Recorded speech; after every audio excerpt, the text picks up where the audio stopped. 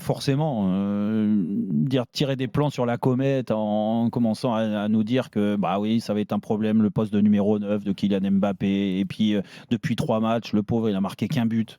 Alors que le but qu'il marque, c'était 3 jours après sa reprise, hein, d'entraînement, donc qui dit reprise, on est aussi passé par là et tout Kylian Mbappé qu'il est, je peux pas me mettre à sa hauteur par rapport au talent du joueur.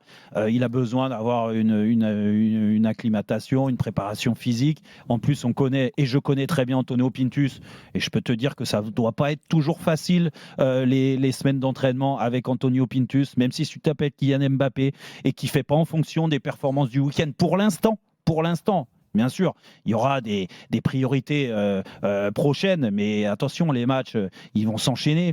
Il faut savoir aussi que la préparation, elle est essentielle sur ce début de saison. Et ça va dans le sens de Kylian et de Antonio par rapport à comment il est fait bosser. Et Vinicius est exactement dans le même cadre que Kylian Mbappé. C'est-à-dire qu'il y a l'année prochaine, il y a le championnat du monde des clubs. Et oui, la nouvelle formule de Arsène Wenger qui nous a pondu. On pense peut-être pas déjà à ça à Madrid.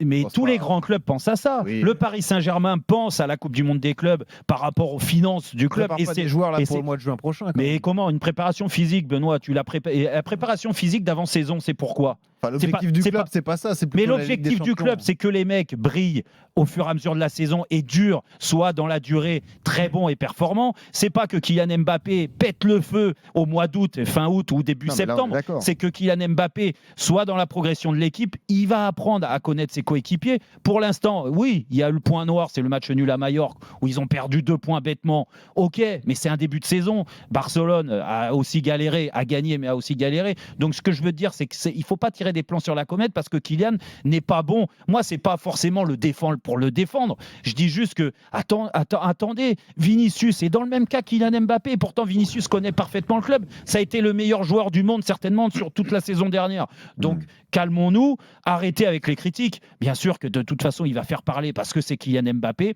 et que chaque fois qu'il met un orteil sur le terrain, de toute façon, on va analyser son comportement et si Ancelotti a des faveurs dans le replacement. Parce que ça aussi, j'ai senti, et là je donne la parole à Fredo, à Eric et à Dugas, mais sur le premier match contre Majorque, qu'est-ce qu'il n'a pas fait Ancelotti? Il l'a pas changé, Kylian Mbappé. Et il a préféré changer Vinicius, Rodrigo et Bellingham.